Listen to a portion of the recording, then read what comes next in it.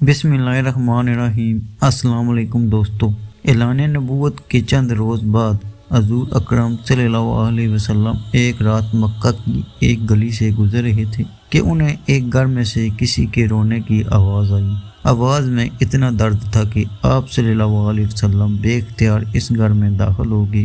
دیکھا تو ایک نوجوان جو کہ ابشا کا معلوم ہوتا ہے چکی پیس رہا ہے اور زارو قطار رو رہا ہے۔ آپ صلی اللہ علیہ وسلم نے اس سے رونے کی وجہ پوچھی تو اس نے بتایا کہ میں ایک غلام ہوں، سارا دن اپنے مالک کی بکریاں چراتا ہوں، شام کو تھک ہار کر جب گھر واپس آتا ہوں تو میرا مالک مجھے گندم کی ایک بوری پیسنے کے لیے دیتا ہے، جس کو پیسنے میں میری ساری رات لگ جاتی ہے۔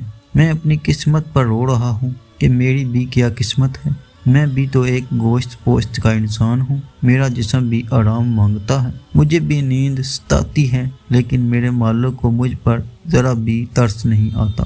کیا میرے مقدر میں ساری عمر اس طرح رو رو کے زندگی گزارنا لکھا ہے؟ نبی کریم صلی اللہ علیہ وسلم نے فرمایا کہ میں تمہارے مالک سے کہہ کر تمہاری مشقت تو کم نہیں کروا سکتا، کیونکہ وہ میری بات نہیں مانے گا۔ ہاں، میں تمہاری تھوڑی مدد کر سکتا ہوں کہ تم سو جاؤ اور میں تمہاری جگہ یہ چکی پیستا ہوں۔ وہ غلام بہت خوش ہوا اور شکریہ ادا کر کے سو گیا اور آپ صلی اللہ علیہ وسلم اس کی جگہ چکی پیستے رہے۔ جب گندم ختم ہو گئی تو آپ اسے جگائے بغیر واپس تشریف لے آئے۔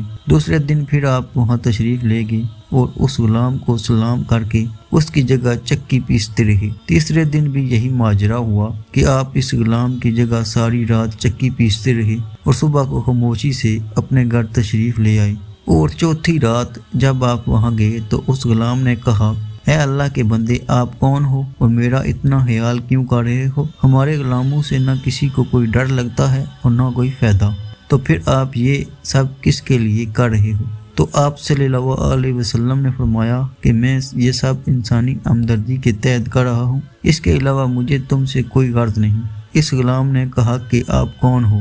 نبی کریم صلی اللہ علیہ وسلم نے فرمایا، کیا تمہیں علم ہے کہ مکہ میں ایک شخص نے نبوت کا دعویٰ کیا ہے؟ اس غلام نے کہا، ہاں، میں نے سنا ہے کہ ایک شخص ہے جس کا نام محمد ہے، اپنے آپ کو اللہ کا نبی کہتا ہے۔ آپ صلی اللہ علیہ وسلم نے فرمایا کہ میں وہی محمد ہوں۔ یہ سن کر اس غلام نے کہا کہ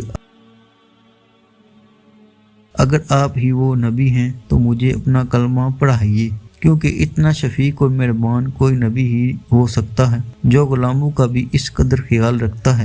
آپ صلی اللہ علیہ وسلم نے انہیں کلمہ پڑھا کر مسلمان کر دیا۔ پھر دنیا نے دیکھا کہ اس غلام نے تکلیفیں اور مشقتیں برداشت کی، لیکن دامن مصطفیٰ نہ چھوڑا۔ جان دینا تو گوارا تھا، لیکن اتنے شفیق اور مہربان نبی کا ساتھ چھوڑنا گوارا نہ تھا۔ آج دنیا انہیں حضرت بلال حبشی رضی اللہ تعالیٰ عنہ کے نام سے جانتی ہے۔ نبی کریم صلی اللہ علیہ وسلم کی ہمدردی اور محبت نے انہیں آپ صلی اللہ علیہ وسلم کا بے لوث غلام بنا کر